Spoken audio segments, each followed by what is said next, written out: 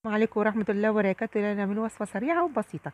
معايا كده طاسة على النار فيها 3 4 معالق من الزيت.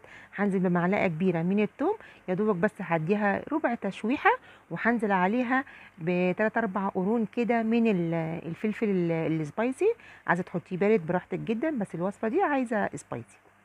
وبعد كده اديهم تشويحة، وانزل بقى بمعلقة كبيرة من الصلصة. هديها تشويحة كده، وهنزل عليها ب3 4 طماطميات كده مبشورين. هقلبهم كده مع بعض، وبعد كده هنزل بالتوابل: ملح وفلفل اسمر وكمون ورشه بسيطه من السكر وكزبره.